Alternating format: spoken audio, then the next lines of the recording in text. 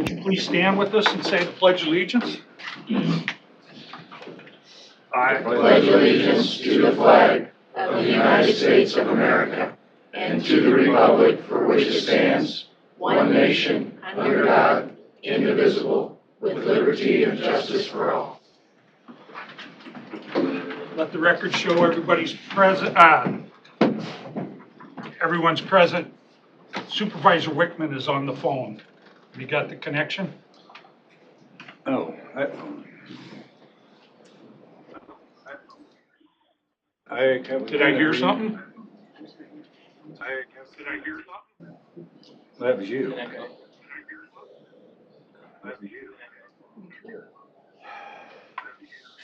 Uh-oh, we got a delay, don't we?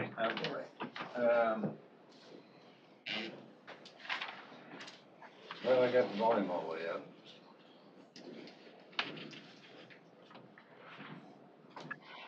Can you hear me? There we go. Yes, we can, Tim. Thank you. Yes, we can, Tim. Okay, first up is our consent agenda. Everybody look that over? Yes, motion to approve the consent agenda. I'll second. All in favor signify by saying aye. Aye. Aye. Motion carried. Okay, first up, Josh Madsen and Royce Forbush, City Council, City of Underwood. Appreciation for the RAISE grant and John Rasmussen and his team.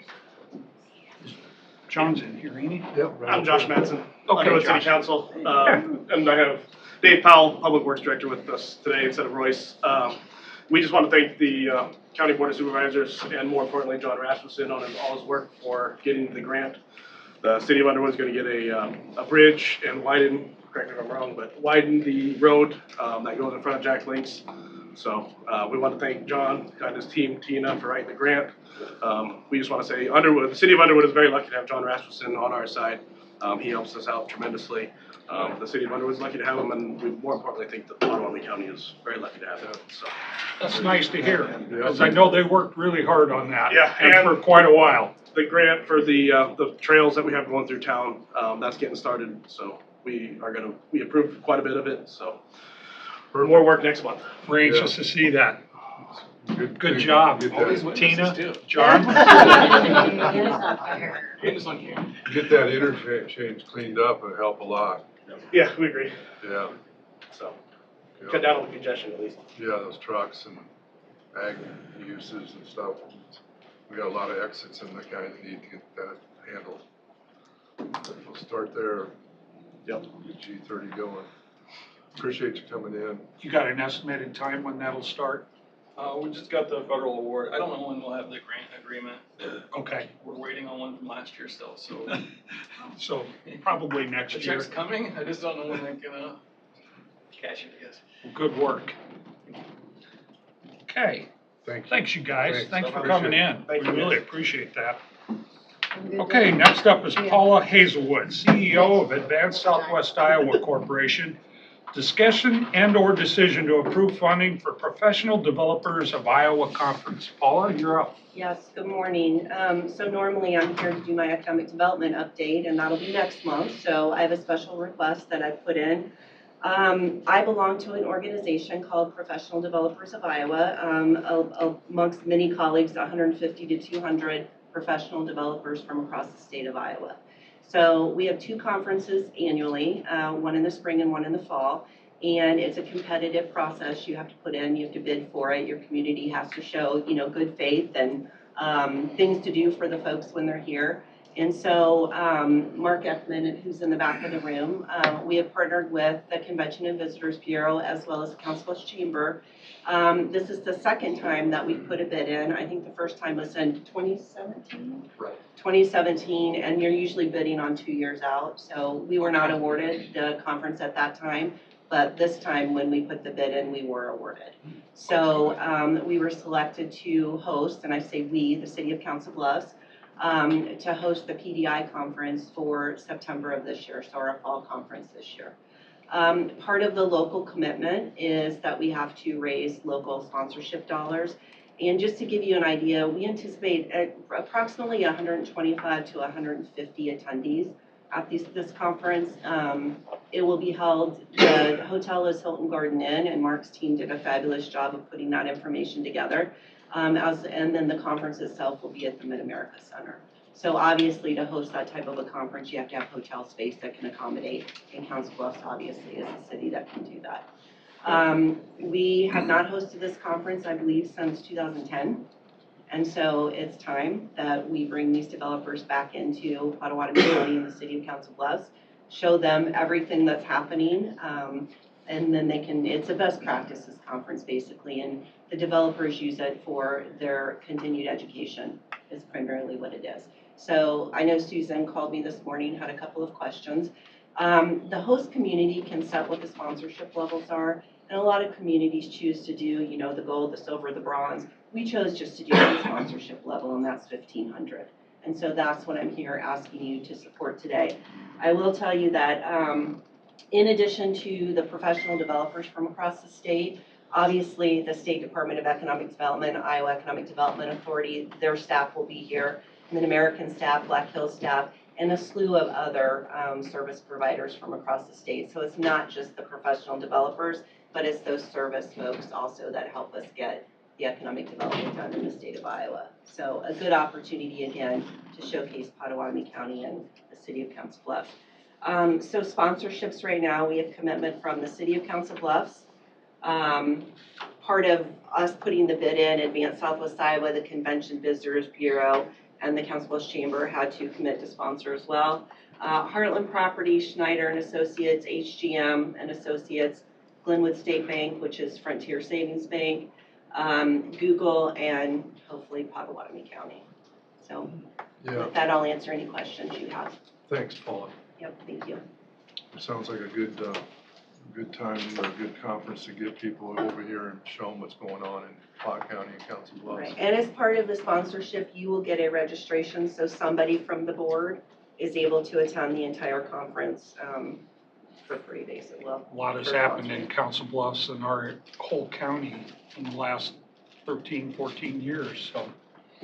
Correct, and I have a draft agenda, I'm happy to give that to you if you want to take a look at it. Okay. It's not finalized yet, but trying to incorporate, you know, a lot of keynote speakers from our area and just, you know, really show again what. How many what we have days is going. this conference cover?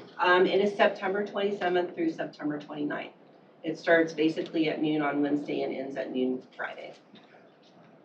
I'll make that motion to approve the funding for the professional developers of Iowa conference in the amount of $1,500 from gaming. Second? Any more questions? Tim, do you got any? Okay. All in favor signify by saying aye. Aye. Those opposed? Motion carried. And shall I just submit that to Jeanette? Yes, yes. Submit an invoice, that'd be great. Perfect. Thank you very much. Thank Thanks, you. Paula. And we look Thanks, forward Mark. to your update next month. Yeah, and then an update after the conference. Yeah, well, we'll come in before, yeah, and we'll come in after the conference. Cool. Thank you. Thank you. Okay, next up, Jason Slack, Director, Building and Ground, and John Hanney Jr. from Miko Hanney. Discussion and/or decision to approve pay application for partial release of retainage to Miko Hanney Construction. Right. There. Meko Henny is asking for a partial release of the retainage for the courthouse addition project. Currently, the retainage is set at 5%, which is $284,212.50. They want to, they're asking for a request to release the retainage down to $100,000. Is that, So substantial completion was reached quite a while ago. And we had our certificate of occupancy June 1st. The punch list is not finished, but it's very close to being finished. And yeah, they're just asking for a partial release of the retainage. So, and I don't think it's unreasonable. Okay, That's your recommendation then, Jason? It is. Yep. And then is HGM on board with that then too? Yeah. Okay, You are? Okay. I'll make that motion. I'll second it.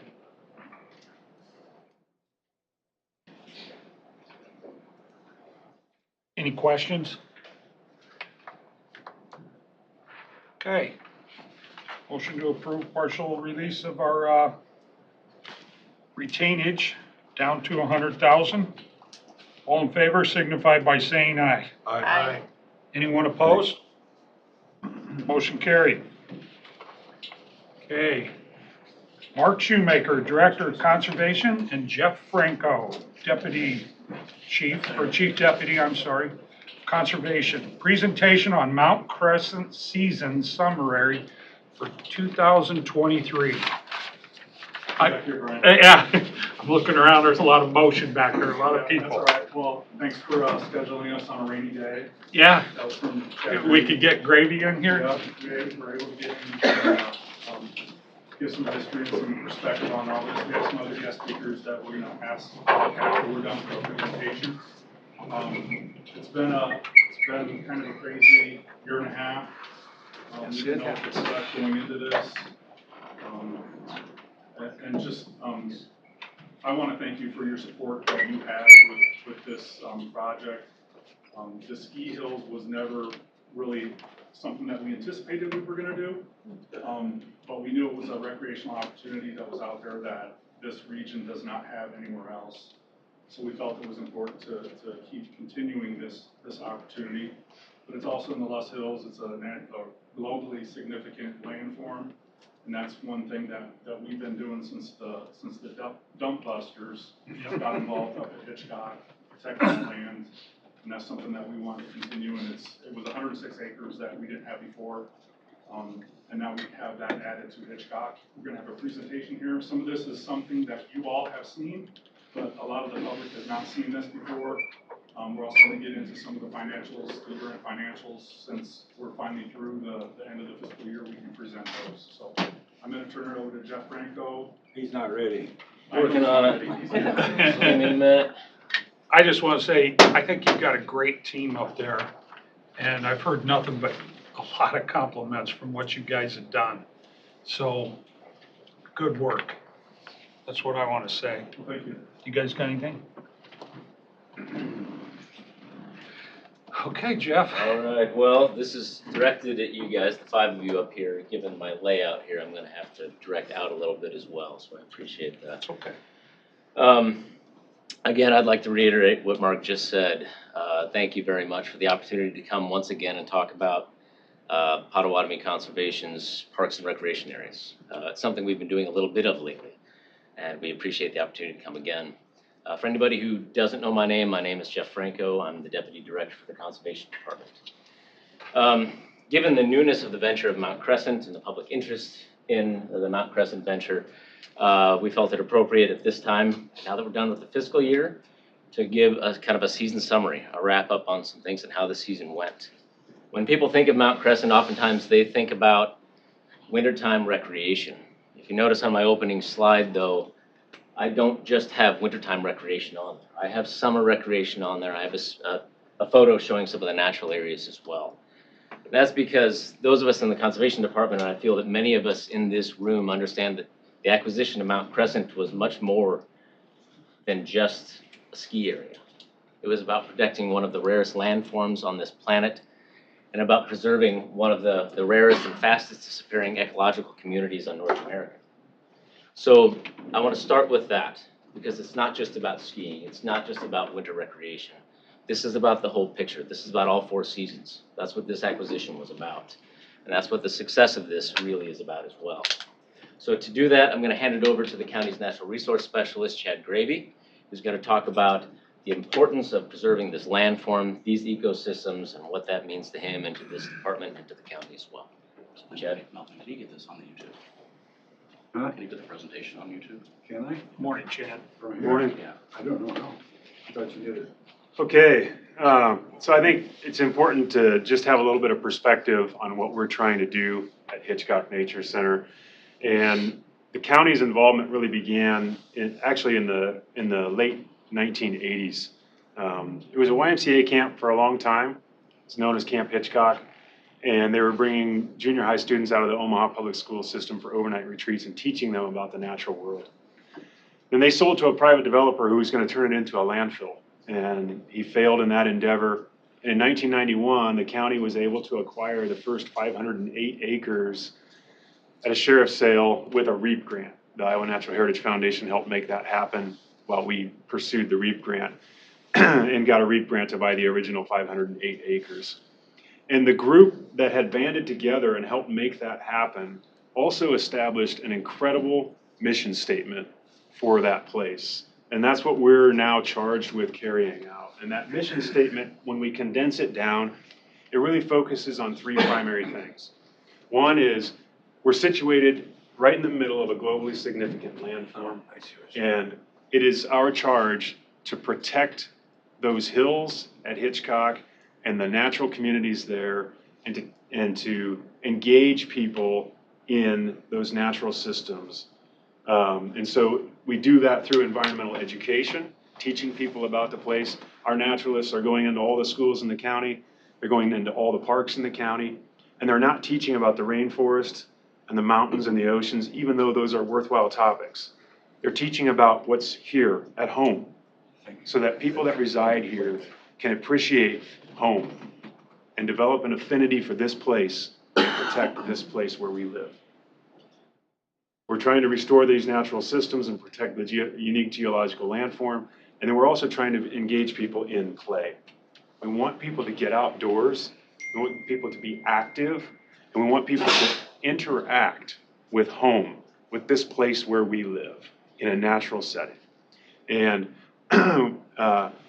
when everything shut down in March of 2020, people flocked to our natural areas. And I remember a conversation that I had with a gentleman in the parking lot. It was a Tuesday afternoon. And I like to interact with people and just, how was your experience at Hitchcock? And I asked him, how it was, and he says, it's great. He says, and I said, have you been here before? And he said, I came here on Friday for the first time. And now this is Tuesday. And he says, and I left here having never felt better. And that is a message that I constantly heard throughout that time when everybody was full of angst and fear and uncertainty. People were finding therapy in just getting outdoors into wild and natural spaces. And they were just flocking to the parks for that reason. It's important to understand, again, like we've mentioned a few times now, we're situated in the Luss Hills. It's a globally significant landform, something that this county can be proud of, and something that's much bigger than just what the county is doing, and I'll touch on that a little bit. But there's two places in the world where we find a landform like this. We find it along the eastern edge of the Missouri River Valley, where the river is running primarily north and south, and we find it along the Yellow River in China. These are very drastically different systems because of the way that they've been treated. On the left-hand side of the image here, we see China, where they're struggling to feed an immense population, and they've basically stripped the entire landform and they devote everything to agriculture. Not unlike what we're doing in Iowa, but we do have some of the rarest natural places left in the state. Keep in mind, Iowa is the most altered state in the country.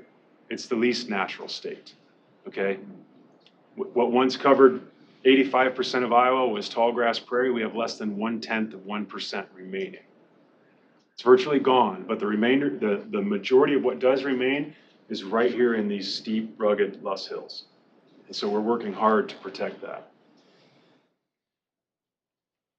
This is just an image that shows the western part of the county, and so this is the county here, just the western part.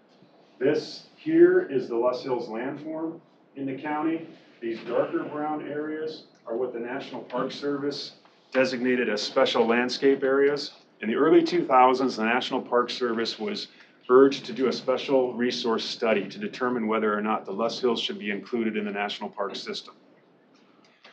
And so this study evaluated three criteria. Is it nationally significant? Is it worthy of inclusion in the Park Service system? And is it feasible? And they determined that it's more than nationally significant, it's globally significant.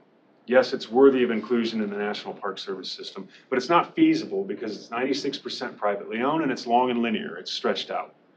And so they urged the local entities to do the good work of conservation instead of the federal government coming in and doing that. And we've taken that to heart. And we're working hard to do what we can to protect and restore parts of the Luss Hills for people to enjoy. The Loveland Special Landscape Area is this area right here. If we're able to assemble the preserve that we're trying to at Hitchcock, we will be able to protect about 57% of the Loveland Special Landscape Area. Keep in mind, this is the Luss Hills County. That's kind of a drop in the bucket, okay? And then keep in mind that the county goes like this, right? So I sometimes hear you're buying up all the land. I'm like, some of this data that I'll show you shows how ridiculous that argument is. But, okay, so Iowa's the most altered state in the country, the least natural state. We also rank 49th out of 50 states in public lands, lands that are available to everyone to enjoy. So we're not quite last. Yay for us. To put this into perspective at the county level, Pottawatomie County is the second largest county in the state in terms of land mass. We're the 10th largest county in the state in terms of population, okay? So land mass and population start to give us an idea for what our capacity is for providing for our constituents. You might expect, based on those numbers, that the county conservation department would rank somewhere near the top 10 in the county, in the state, in terms of counties operating and owning public lands. We rank 83rd in terms of the number of areas out of 99 counties. We rank dead in the middle, 45th out of 99 counties in terms of the number of acres that are public land available to people to enjoy. I argue that we're underserving the people of this county. This is quite in contrast to the argument that we're buying up all the land. These are the areas that we do manage in the county and the acres there. The total number of acres that we own and operate public lands with the County Conservation Board is 2,414 acres. To put this in perspective throughout the state, County Conservation Boards average across the state about 0.06 acres per person in their county. Okay, that tries to account for the difference between population and counties, right? So we currently manage 0.02 acres per person in the county. That's a third of what the state average is, 2,414 acres. If we were to manage more on the level of what the statewide average is, we would own and operate about 5,500 acres. And if you put that into perspective and what the whole land mass of the county is, it's a very small fraction of what the county is. Again, we're not buying up all the land. We're just trying to provide at a level commensurate with the need, the demand, and what people really deserve. So this map here shows Hitchcock Nature Center in the green with the red outline there, and it shows where Mount Crescent sets in that. This is the Luss Hills that are part of that special landscape area, the Loveland Special Landscape Area, and of course the Luss Hills landform is much broader. So you can see how Mount Crescent fits into what we're doing there and the connectivity with all of the efforts that we've made to date. So I talked about how we started with 508 acres in 1991. We've made a number of additions since then, Mount Crescent being the one that was certainly the most controversial. And we're just shy of 1,500 acres now. And again, when you put that in perspective throughout the whole county and where that puts us in terms of ranking with our peers across the state, it's pretty small. Zooming into that Mount Crescent property, Mark and Jeff both did a good job kind of outlining how this fits well into what we're trying to do. And from the standpoint of our mission, it's a nice 106-acre addition to what we've been doing. It's tough to see here, but this blue shading is where the remnant prairies lie. These are prairies that were never plowed up. They're irreplaceable. Humans are not capable of recreating these prairies. We are very capable of taking care of them. That's our mission. And they're strung all the way along these ridges, all the way around here. And they also spill onto these ski runs, and it's been impressive to me to watch for almost 30 years the resilience of those areas and those native plants coming back on those ski runs. And so I think, from my perspective, the skiing is very compatible with the ecological restoration goals that we have. And it's also, as Mark pointed out, it's a unique form of recreation that's available nowhere else in the county and the region. And we, being charged with providing outdoor recreational opportunities, we've always wanted to see that continue. And so, like Mark mentioned, we never envisioned that we would be operating it, but here we are. So I think it all blends really well together from the standpoint of that three-part mission, where we're teaching people about the place, giving them an opportunity to play in it, and then protecting the hills and the biological communities there. Thank you, Chad. I think Chad outlined pretty well the significance of the acquisition of Mount Crescent when it comes to more than just winter recreation. He also touched on some other things that deal with our community and the impact that our government operations, including Mount Crescent, have on our community as well.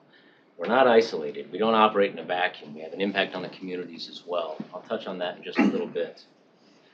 Chad mentioned some of the high-quality remnant areas that you can see highlighted in blue, and he also mentioned some of the areas that are on the ski runs that you can see as well that are beginning to come back. That prairie that, after decades of maintenance and management, mowing annually, and some of the erosion work that's been done as well, we're still seeing some of those prairie forbs, those flowers, come back and bloom for the first time this year. They've been able to bloom this year for the first time in decades without being mowed down. You've got hoary, and you got the puccoons that are popping up in there, blue-eyed grass, loco weed, many other flowers that we're seeing pop up, some conservative species we're seeing on these hills that have been managed for a long time, so very, very encouraging. The three maps at the top kind of outline where the natural areas are still relatively intact and mostly intact. That's on the left there. If you look all the way to the right over here, you can see the areas that are developed. Those are the areas with natural areas that are no longer intact. And they're not salvageable in those areas most likely. You can also notice that the skiable areas in the middle there, they straddle both of those. The skiable areas cross from areas that are developed, and they cross the areas that are naturalized as well. And that image right there is indicative of what the Conservation Department does. We're often tasked with managing the needs of our developed areas, where people want to congregate, and the natural areas, and balancing both of those. Chad talked a lot about how we need to be managing our natural areas. I'm going to talk a little bit about how we did managing that developed area. How did the ski area serve the county this year? So I'll go over with some highlights to start here and just kind of run through at a high level the year real quick. We were able to step foot on this site for the first time as land managers on July 1st, 2022, just a little over a year ago. We hit the ground running with several upgrades, improvements, and preparations. And I want to take a minute to say that those upgrades, those improvements, and those preparations would not have been possible without support from many of the county department heads and their staff. Some of them are in this room right now. The Conservation Department owes a debt of gratitude to all of you, and we just want to say thank you for your efforts. And we're looking forward to working with you again this upcoming season. Because of their efforts and our efforts, we were able to open up on a cold December 21st. We ran through the season, learning as much as we could on the way, closing after a full season March 12th. That whole time we were learning from our mistakes, we were learning from our successes, and we were planning for the following year. We set goals for this season. We wanted to improve our customer services. We had heard that Mount Crescent had been waning in some of those areas. The people were upset with the services, with the product that they'd been provided. We wanted to have a customer-focused service industry at Mount Crescent, both indoors and online. We wanted things to be more efficient. We wanted people to be happier. We wanted conditions on our hill to be better. We wanted better snow. We wanted more snow. We wanted to groom more often. You give the people what they want. We're hoping that they're going to be happy with that. They can say, we are serving the people the way that the county should be serving the people. With that, we were hoping to build trust with our customers as well. We wanted to, again, to learn from our successes and our failures. And we set a lofty goal, we felt, of accomplishing something that most government entities cannot do. And that's to operate at no cost to the taxpayers, to have our revenues match our operating expenses. It was a lofty goal, but it was something that we felt we might be able to achieve this year, and so we set out to achieve it. To start, we started with a preseason sale opening on October 1st. We were immediately surprised at how quickly sales were skyrocketing. By the time we opened our doors on December 21st, we had amassed over $200,000 in preseason sales.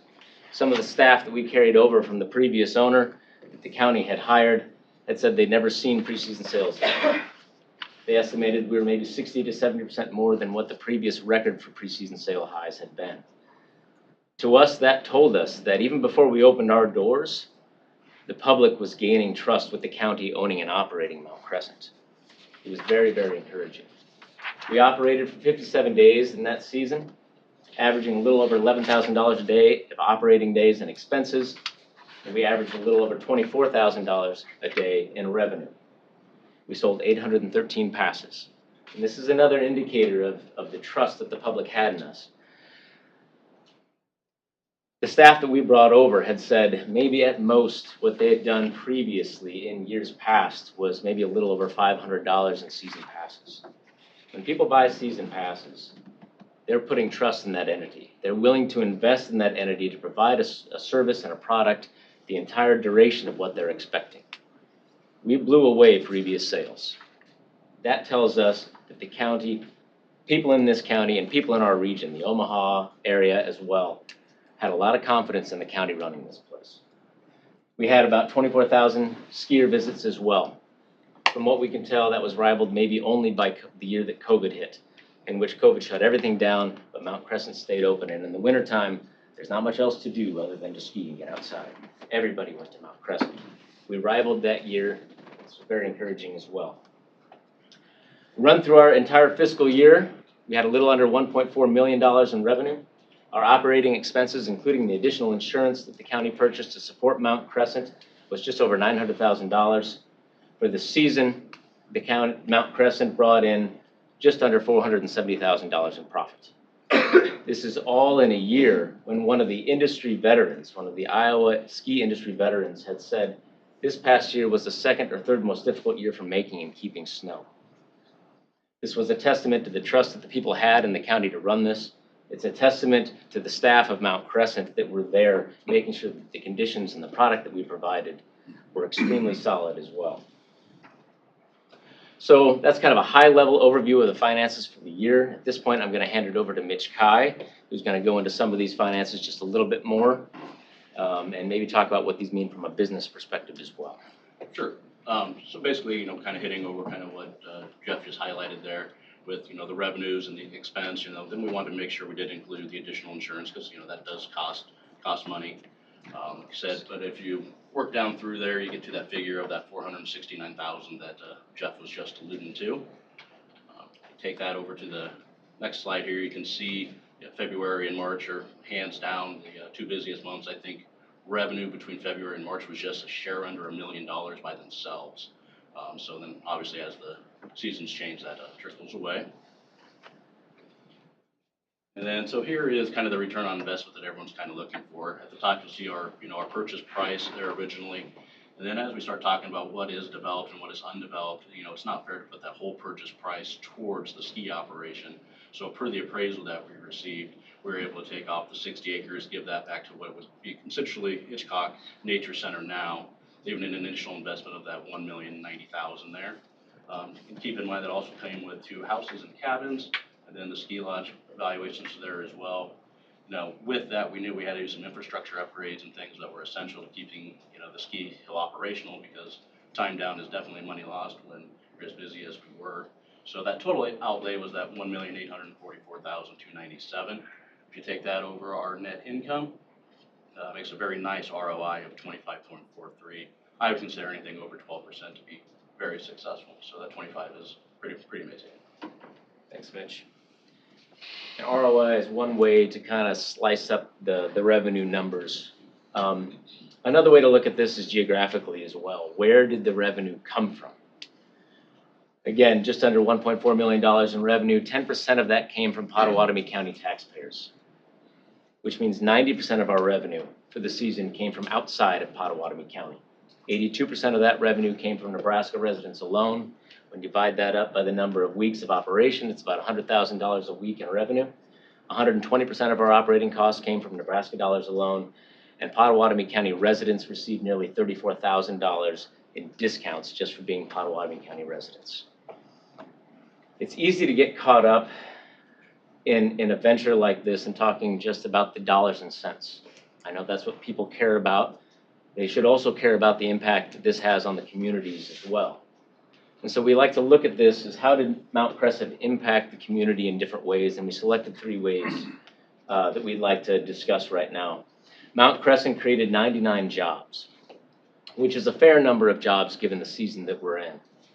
People that filled those jobs represented 6 Pottawatomie County communities. We had 8 total Iowa communities represented among those positions. The jobs created at Mount Crescent are also reliable seasonal jobs in a time when other seasonal work is down. When the lawn and the landscape industries and the construction industries are hibernating for the winter, Mount Crescent provides an opportunity for reliable work, a good wage for those people trying to fill the gap between the end of fall and the beginning of spring. You can also look at it from a travel and tourism perspective as well. It's been noted that Pottawatomie Conservation's parks and recreation areas themselves have considerable value to the travel and tourism industry in Pottawatomie County. But Mount Crescent historically operates in what would be an otherwise low tourism period. It brings people back into Pottawatomie County at a time when those dollars wouldn't normally be funneling in. For the first time ever, the Council Bluffs Convention and Visitors Bureau did their first ever winter digital marketing campaign. They put $15,000 into this. And Mark Ekman, I'm assuming you're going to talk about this more, but when I talked to him about this, he said, we did this because the county bought Mount Crescent. There was trust in the community that the county was going to do this right. Looking at the impact that we've had on our communities and the moderate financial success that we had as well, we'd like to think that maybe we are doing the right thing here. When I went and talked to the city of Crescent, some of the business owners there, I got very positive reviews as well. I heard things like we saw a 15 to 20% bump in our sales. We adjusted our staff hours and our business hours to meet the demand of people leaving Mount Crescent. There's a noticeable increase in the business, and I asked why. Why do you think you're seeing these increases? And they said, it's because you're giving the people what they want. You have the trails open. You're making snow. The snow is better. You're grooming the snow. Your product is what the public wants. You can also slice this up and look at it from online reviews as well. You can go talk to people on the hill. You can talk to people face to face. But what do they say online when nobody's watching? Overwhelmingly, the feedback online was incredibly positive. So much so that when you look at just our Google reviews from this year, when you compare them to last year under different ownership, we increased by nearly a full star. People leave reviews when they're very unhappy or when they're very happy. We had a lot of very positive reviews. It's one thing to hear a couple of county employees, Mark, Chad, and myself, tell you about Mount Crescent, why we think it's important. It's one thing to see on some slides what the community thinks about Mount Crescent. But we brought some people in here to discuss what they feel Mount Crescent meant to the community this year. We brought members of the community that represent different sectors of our community as well. And so I'm going to turn it over to Brenda Mainwaring right now, where she'll give her perspective, and then we'll have a few others after her as well. Good morning. Thank you for the opportunity to speak today. Long before I got to Iowa West Foundation, the organization was fully committed to Hitchcock Nature Center. We were one of the early funders, Jerry Mathias, and I'm sure I could give you more details on that. He was probably there for that very first grant. And then as a member of the Conservation Board a decade or so, I very vividly remember going up to the top of Mount Crescent with Chad Gravy and some of the staff from the Iowa West Foundation to talk to them about what the vision was for the county, for the conservation team, for that area. So we at Iowa West Foundation have always understood the unique assets of the Loess Hills. It sets us apart in the region. It creates a tourist destination. It's very clear that that tourist destination contributes not only to the benefit for county residents, but also to people who are coming in from outside the area and bringing their dollars with them. So the success of Mount Crescent, the belief in Mount Crescent, the belief in the conservation staff, was very well founded. When we gave the grant a couple of years ago, we also allocated $100,000 so the conservation team, Mark and his team, could do a study of what will actually be the best use of that area to produce results for county residents, to produce results for taxpayers. So we're very happy that they're at a point where they're ready to really start looking at what's the best use of Mount Crescent. When all of us collectively contribute to the well-being of our community, we make this county a place where people love to live. And that has been our mission. So thank you for your support. Thank you. Thanks, Brenda. Brenda. Next, Mark. Jeff has already touched on some of the things that I'm here to talk about, and if we could have Mark Shoemaker deliver these to the board. Yes, indeed, we conducted our very first winter travel marketing initiative last year because of the acquisition of Mount Crescent. And just to give you a little bit of context, we've been leaning into marketing since the advent of the pandemic. In the summer of 2020, when visitors weren't going very far and were looking for those alternatives that were safe, county conservation parks certainly were a destination for them, but we wanted to make sure that we had as many people aware of those assets as possible, and then as people felt comfortable traveling, to consider coming to Potawatomi County. So starting in fiscal year 2021, so in the summer of 2020, we started these seasonal travel marketing initiatives, so summer, fall, spring. And repeated that in the following fiscal year 22. Again, summer of 21, fall of 21, spring of 22. Well, that changed in fiscal year 2023 with the fact that conservation was going to be running Mount Crescent and was really going to optimize its opportunity there, the use of it. Anecdotally, I had folks reaching out to me long before conservation took over the management and were asking about it. And I reached out to Mount Crescent and couldn't get those answers, so it wasn't like we felt comfortable being able to take advantage of that asset before. So with the acquisition, knowing that all the things that were going into the pre-planning, the execution of a new season there, we went ahead and did our normal summer and fall of 2022, but when December 1 of 22 rolled around through February 28th of 23, we then went into a digital marketing initiative using Google and Facebook to promote the activities surrounding Mount Crescent, but also the other things you could do in Potawatomi County. So there's a ripple effect here. It's benefiting, yes, Mount Crescent is successful, businesses in Crescent are more successful, but there's a ripple effect throughout the entire county. So looking at the information that I provided the board, you can see here that we invested $15,000 in that digital travel marketing initiative with the goal of creating 525,000 impressions, then eliciting 10,000 clicks to our website that had all of that information about Mount Crescent and other things to see and do in the winter. And then we had a goal of another 20,000 page views of that content. What else could you see and do in Potawatomi County? By the end of that campaign, we had almost tripled the number of impressions. It was 1.4 million impressions that those ads created.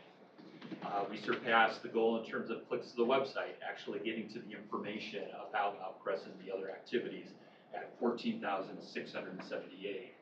And then page views also surpassed the goal at 26,762. And on that last page, you can see some of the Facebook ads in that report that shows, yes, indeed, we're promoting Mount Crescent, but it also shows the ripple effect throughout the county. We're promoting indoor activities such as the Union Pacific Railroad Museum, going to the Family Arts and Culture Center, patronizing our restaurants, staying at our hotels, all of those good things were a part of the ripple effect of the digital marketing initiative. We're planning on doing that in fiscal year 24, so come around to December 1st, we're going to kick off another campaign. Hopefully we'll be able to invest more money in it, especially given the success that the Conservation Board has had in running that and the success the county has had in seeing everything come to fruition the way they have.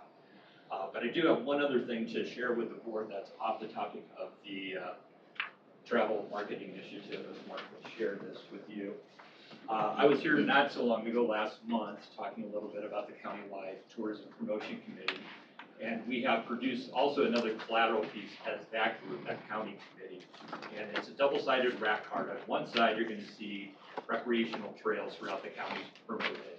And on the other side is Mount Crescent. So this is intended to be a double-sided rack card that will be distributed through the Omaha Council Bluffs metro area in attractions and hotel brochure racks managed by CTM Media Group. So visitors coming to the area are going to be able to learn about things to do in the warm weather seasons, but also during the winter, having that opportunity to go to Mount Crescent. So wanted to share that with the board and with the public here that we're doing a lot of things.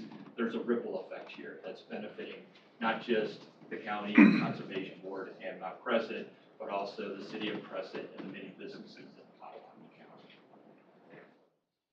County. Thank you, Mark.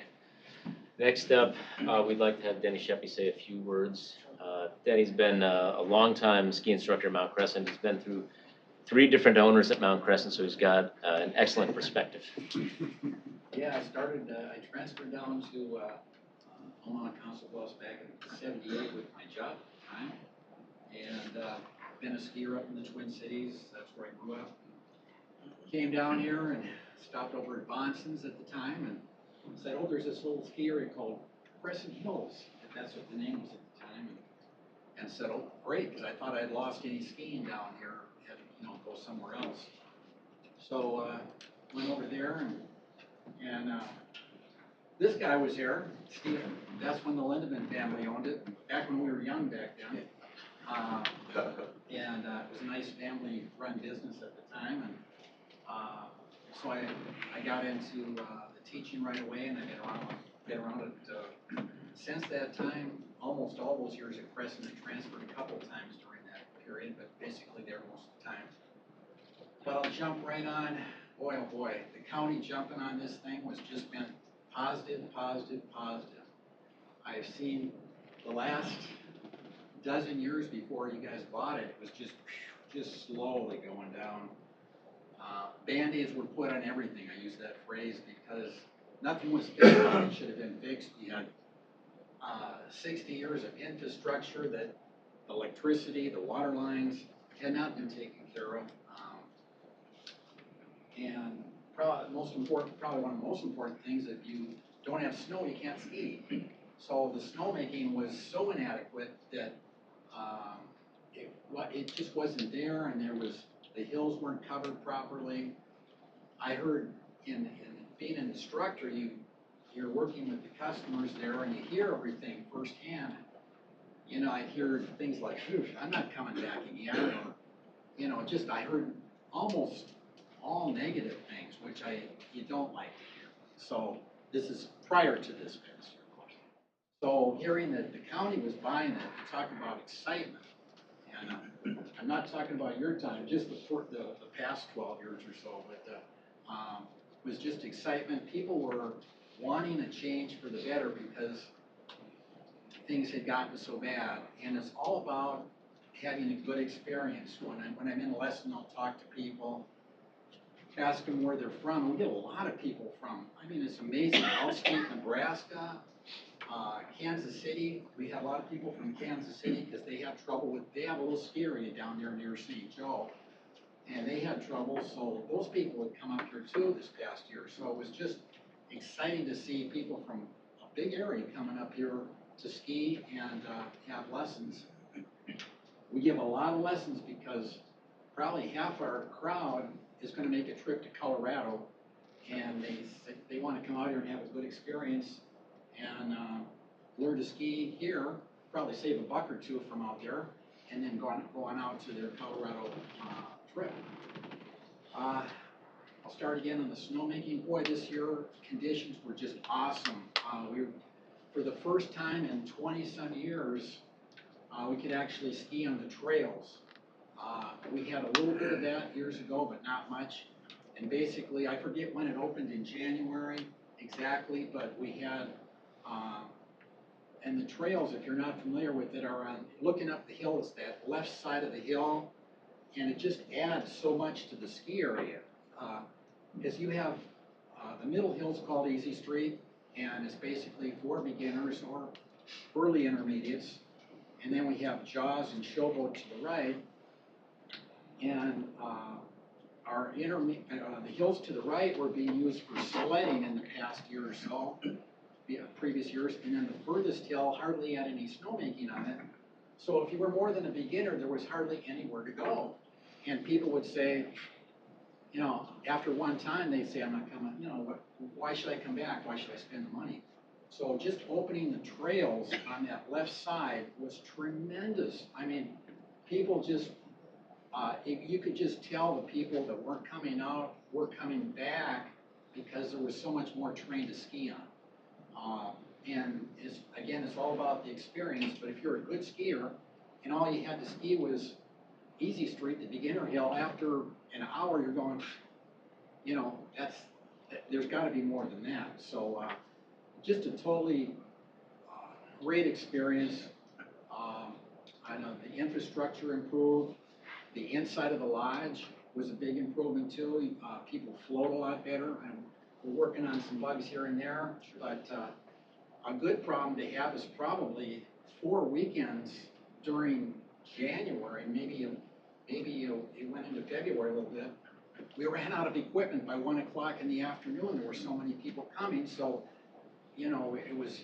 How do you stop people from coming over because there's so many people having a great time? So I know one of the things they looked at was getting some more equipment too, because it's word of mouth too. You talk to people when they have a good experience and they tell other people the same thing, and it works the other way. It sure worked the other way for the previous number of years. People would say, boy, don't go over there. I had a bad experience, or you know, it's not worth your money.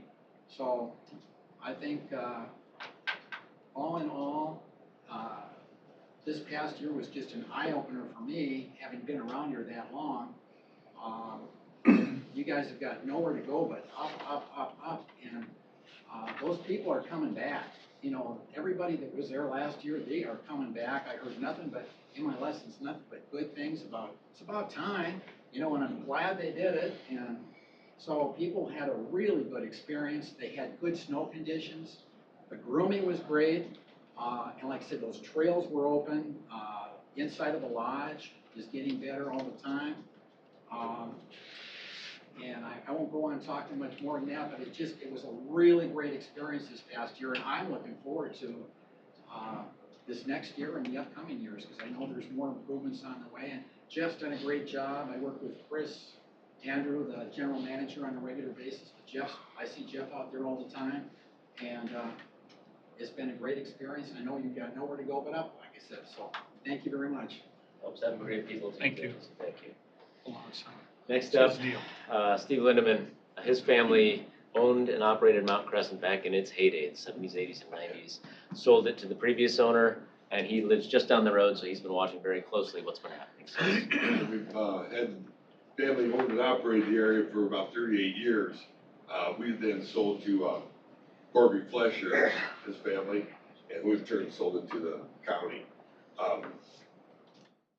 When I heard the county bought it, I said, boy, that's great. I wonder if they get it open for the season. I didn't think they'd be able to get it open in the short time they had acquired it before the season began.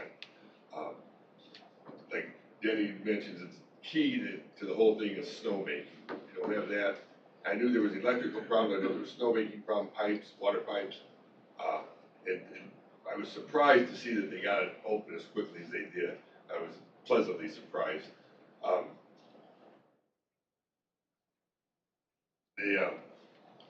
The previous owner, I think he put some money back into the cosmetics of the area, which was nice, but just neglected the maintenance, the upkeep, and the infrastructure. And that's where, when the county took over, they got that situation fixed, and they were ready to have a good season. Again, a 3-month season, almost a 3-month season. That's awesome for this area, part of the country. We're pretty weather dependent on what goes on. Snowmaking is key, but if you don't have the weather to go with it, but with the new equipment, they can make snow warmer temperatures. And again, I was shocked that the trails were open as early as they were and throughout the season. The previous owner also never turned the lights on. They had Midnight Madness, I think, 3 or 4 times a year, and So I don't know how you sold that many season passes. When people, in the past, they couldn't come out after school. A lot of kids like to come out after school and ski. Area was closed at 5 o'clock, and so that's what held the season tickets down, I'm sure. I was just excited to see that they picked up and ran with it, made all the improvements. If they can keep going like that, Mount Crescent Ski Area could be a gem for Southwest Omaha. It's actually a feeder area for the Colorado areas. Like Danny was mentioning, get your lessons out of the way before you go up. But it's starting to be a destination area, at least for the closer states. Of course, we don't compete with the length of the runs or the height of the hill with Colorado, but it's a great place for people to come, to get their ski legs under them.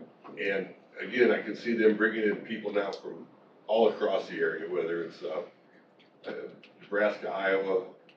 So I was, again, I was just excited to see not only that the county bought the area, but that they were able to have as much success in a short period of time as they have. And I see nothing but upside to from here on out. Thanks, Steve. Hey, Jeff, I was gonna say, that star rating, by the way, I think it got fudged in the last couple years before you guys took over. That star rating's 4 or 5 better than it was before, too.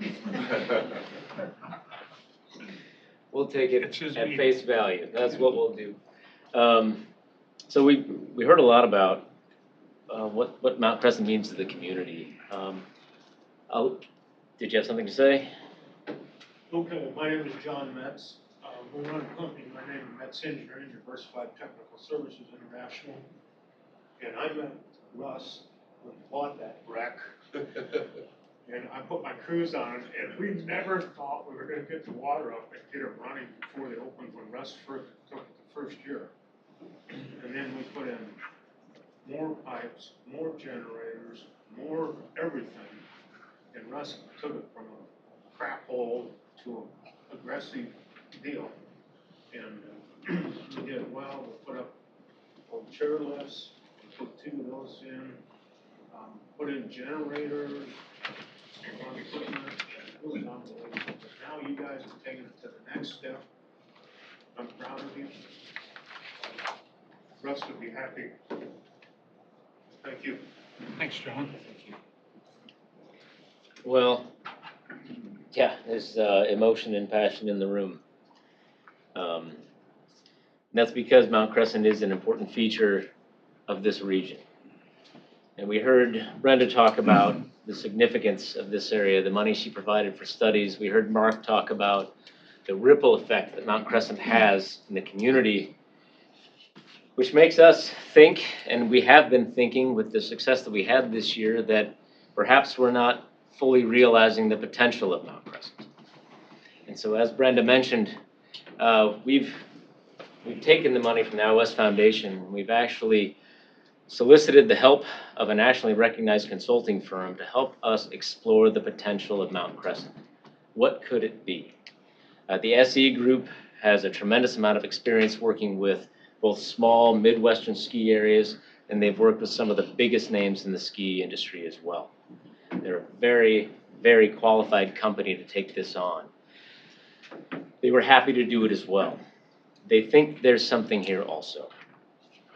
We don't know exactly what Mount Crescent's going to be. We're not under the delusion that it's going to be the next Vail or Breckenridge, but it could potentially be more than what it is. And when we talk about the impacts on our community, to fully develop the potential of Mount Crescent, we feel is the right thing to explore to maximize the potential of Pottawatomie County as a whole. I'd like to end by just saying I thanked a lot of the people in the room for all the support that we received to get us up and going for the season, and the support that we'll have moving forward. I'd also like to give a special thank you to the 5. I know Tim's not here, but he's online. He's on the phone. To the 5 supervisors here as well. The support that we've received from you, the trust that you've put in us to get this done has been tremendous. I hope that you guys feel that despite some of the controversy that you've had to go through, that it was worth it. So thank you very much on behalf of everybody, the Conservation Department especially, and I think perhaps on behalf of the people of this region as well. Thank you for your support in helping us get Mount Crescent up and going.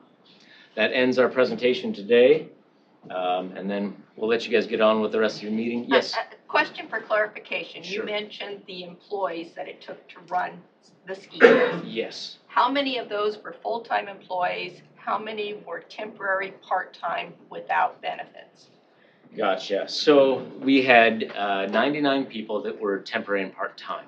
They were largely the seasonal workers. But to get us up and going, it was almost all full-time staff that got us up and going. We did have some seasonal help that came on early. I'd have to count it up real quick, but if I go back to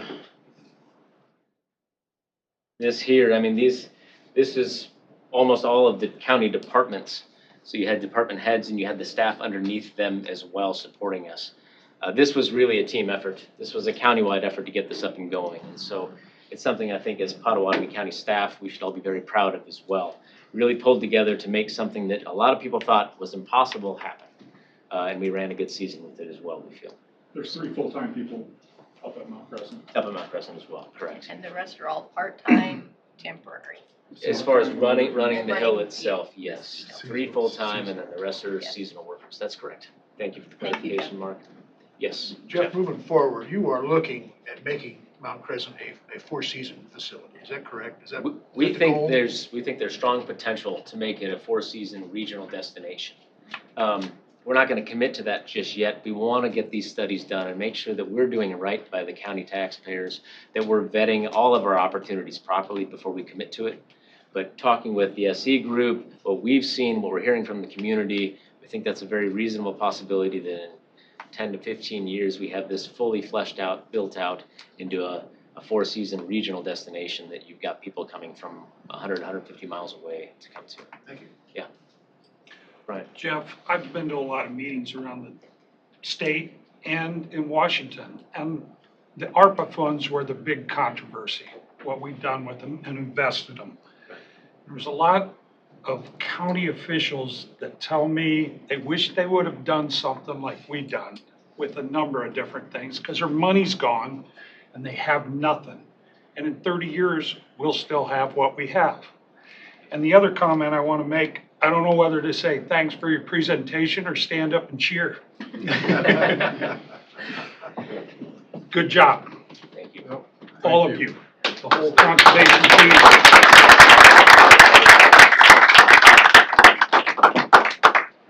We'll let you get on with your meeting, guys. Thank you for allowing us to take so much of your time. Thanks for your time. Wow. You probably have some press, and I want to talk to you guys.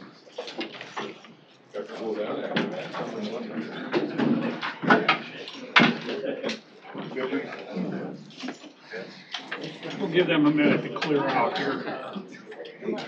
I came to watch you. Great. Have some moving. That's recorded, right? Huh? That's being recorded, right? Yeah. Laura, need that bitch. Yeah.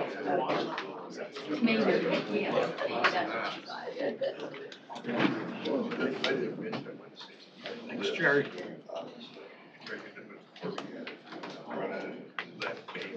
Whew, that was a long hour. Good hour.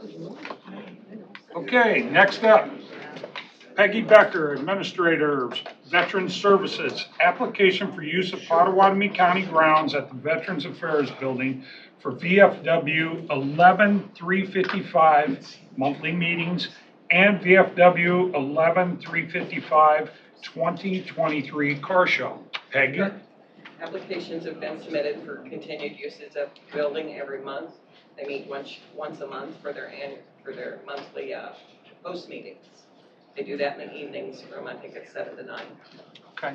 And the car show will be Saturday, August 5th. Registration is at 9, begins at 11, and it's over at 3. They're they're doing what they're supposed to be doing out with their monthly meetings and Yes. everything's coordinated very Every well. once in a blue moon, they'll do something other than the monthly meeting, but it's few and far But between. it's going well. Yes.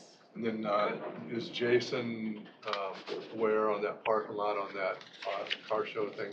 I haven't contacted him yet, but I plan to. Yeah, you might wanna Yeah, get it 'cause heads they up. have to clear that parking lot Cause out. it takes him a couple times to tell the department heads stuff. Okay, I'll make that motion. Okay. I'll second. A motion and second to approve. All in favor signify by saying aye. Aye. Opposed? Motion carried. Thank you, Peggy. Do a good job over there. Okay, next up, Lee Voss, County Treasurer. Discussion and/or decision to approve Pottawatomie County Treasurer's semi-annual report for the January 1st, 2023 to June 30th, 2023. So you all have a list of everything, Yep. and it's amazing, and I don't have a speech like the conservation does, but, it looks good to me. Yep. Well, we follow your lead. Follow my lead, We motion follow now, your lead. so I can go back to work. Didn't have much for tax sales this year and stuff, so. We didn't, I thought you said you didn't have near the number. we didn't have as many. Right, We only had 797 that went to tax sales. so, And usually I have 1,000, yeah, Good. which is great. appreciate it. Okay. I think on my hay bill one time I said, your taxes are due, but I don't think I did. I'll make that You don't need, motion No. you don't need that pressure. to approve the county Okay. treasurer semi-annual report. All right, I'll second. that's good. Thanks, Lee. Thank you. Yeah, thank you. Thank you, Lee. Motion to approve, in a second. All in favor signify by saying aye. Aye. Those opposed, motion carried. Thank you, Lee. Thank you. Just an FYI, we're working on that power problem. My power problem, so I never shut down, darn it. Well, I don't know about never, but we're working on it. Just not on that day. It's just not on the last day of the fiscal year. I understand. What a deal. Thanks, What a Lee. deal, what a deal. Yeah, It was sad. Let me tell you. thanks, Lee. Okay, Becky Lenahan, Finance and Tax Officer, Auditor's Office. Discussion and/or decision to approve and authorize the board to sign Resolution number 51, 2023, entitled Resolution for Right to Use Lease Asset Policy. Becky's busy, Okay. starting on taxes or cleaning up something else, so. This is just required by GASB 87 that we shall have a resolution, for our lease asset policy. Is this something we do every year then, or not? No, I think, no, I don't think we have to do it every year. We probably should have done it several months ago, but, it's time to get it done. It's got these, Just get it on file. it's got these dates that this means leases in existence from June 30, 2021 will need to be reported as beginning balance July 1 to 2021 for leases fiscal 2022. That's when GASB 87 took effect. Okay. And So now we just need it. This doesn't need to be changed every year then? No, Okay. not to my knowledge, unless GASB board decides to change it up and make a GASB 89 or something, I don't know. This is just housekeeping? Pretty much. Yeah, just something we need to have on file for the state auditor. And it's only for leases above 50,000. 50,000, is that right? Okay, I'll make that motion. Okay, second. Melvin, will you do a roll call, please? You bet. Chairman Aye. Shea, Supervisors Belt, Aye. Whitman, Aye. Miller, Aye. Jorgensen. Aye. Motion carried.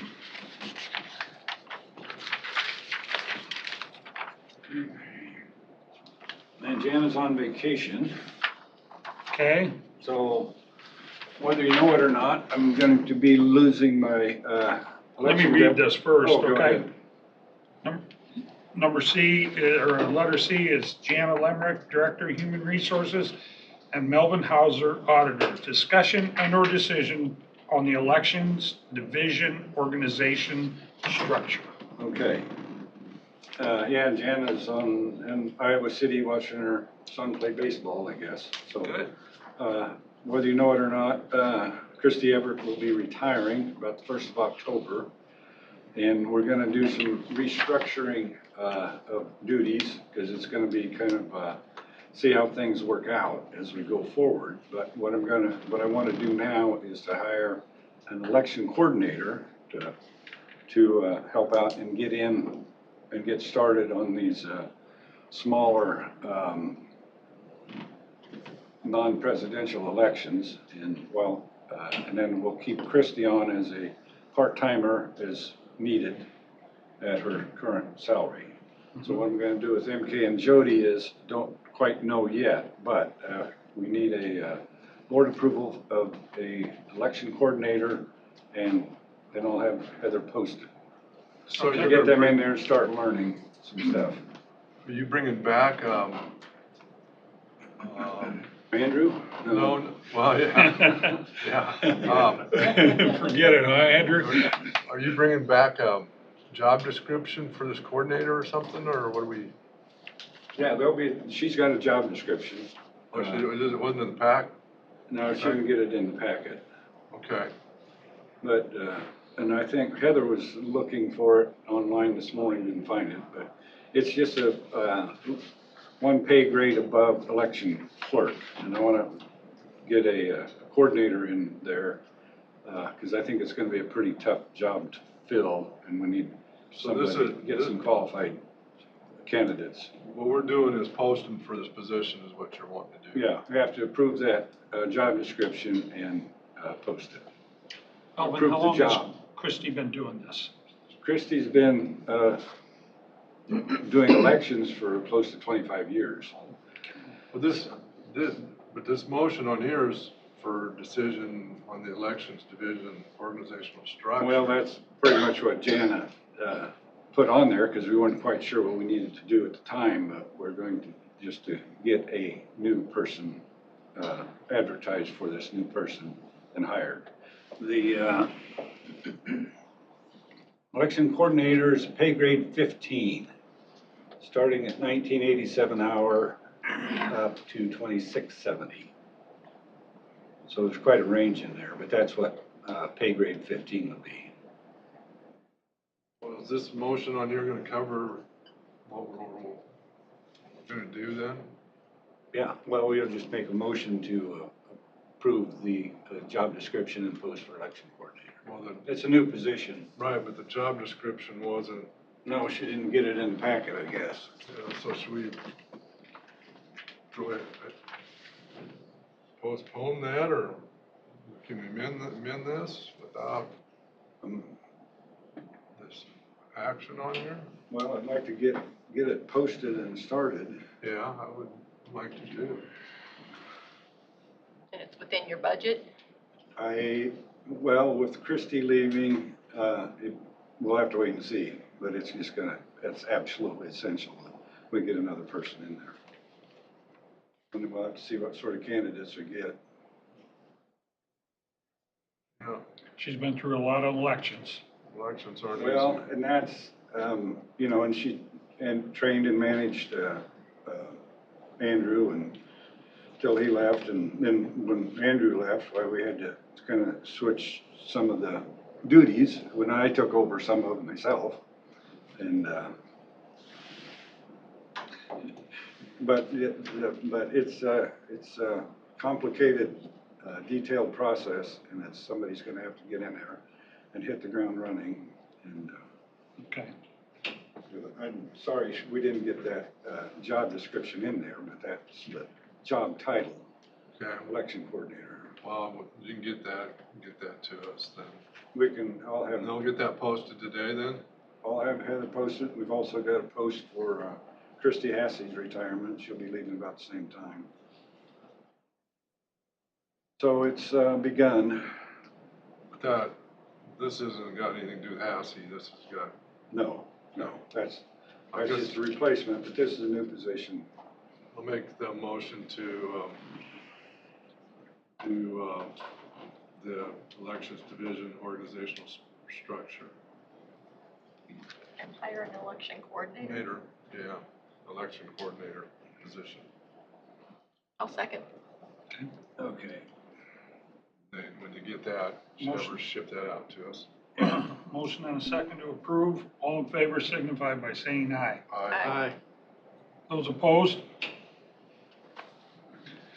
Next up again, Jana Lemrick, Director, Human Resources, and Jason Slack, Director, Buildings and Grounds. Discussion and or decision to approve and authorize board to sign memorandum of understanding between Pottawatomie County and the American Federation of State, County, and Municipal Employees.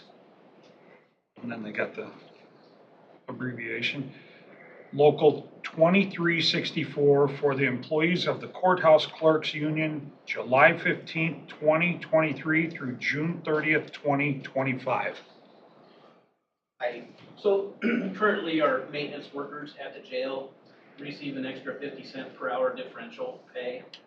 I'm asking the board to increase that to $1 per hour differential pay.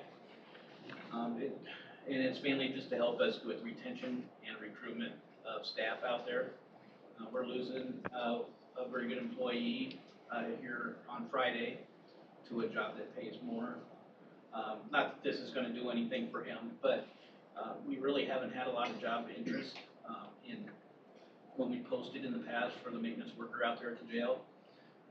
It is a very different type of job. A lot of times you're cleaning up after inmates in their cells after, they've made quite a mess. So this is all I'm asking from the board is an extra 50 cents for the jail maintenance workers. Jason, is that within your budget? It's in the sheriff's office budget. I did talk with Chief Deputy and he said he will cover it.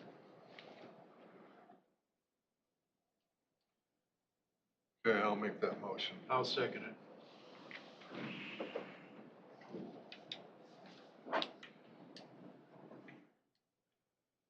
Motion and second to approve. All in favor signify by saying aye. Aye. Those opposed?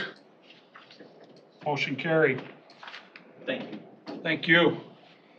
Boy, it's a long time to get to that, and that was Yeah. pretty quick. Okay, next up is committee appointments. Susan, you got anything? Yes, last night Brian and I attended the WIDA meeting and accepted the resignation of the executive director, so we will begin recruiting for a new director. The quarterly wellness committee meeting I attended last week with the employees. Unfortunately, I was double booked and had to leave before they started talking about all the new programs and projects they wanted to do for the rest of the year, so I'm anxious to see what they roll out. But I do know that the new wellness program has been kicked off and the employees seem to be embracing it and we're moving forward with it. And then I attended the MAPPA RPA 18 policy meeting last week, and there's a new Trails Grant application out there for rural and tribal assistance that I think John got the information for yesterday. And that's a first come, first served grant. So the application's open on August 14th, so they were suggesting you have a grant ready to go, so when the portal opens, you can submit right away, so. But that's for Trails projects. No. Okay, Jeff? Last Wednesday, I was at the Council Bluffs Convention and Visitors Bureau. Brian, you were there too, I believe. Yeah. And yeah, they're a little bit of what we've seen today. They're doing great work and appreciate their efforts in promoting Pottawatomie County and Council Bluffs. Good.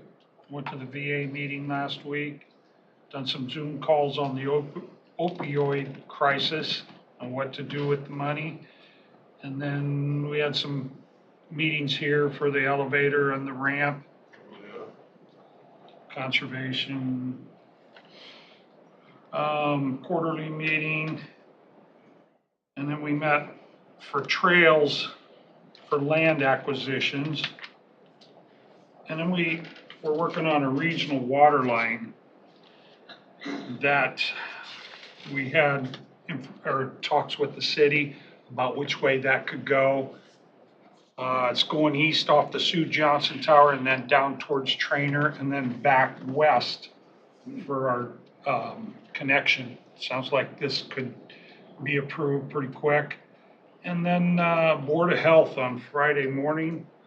And once you get in here, it's hard to get out of the courthouse, which is good. And then, of course, WIDA last night. So, okay, next up, are we done there? Okay, the received file. And then we got public comments. Melvin, would you grab that for us?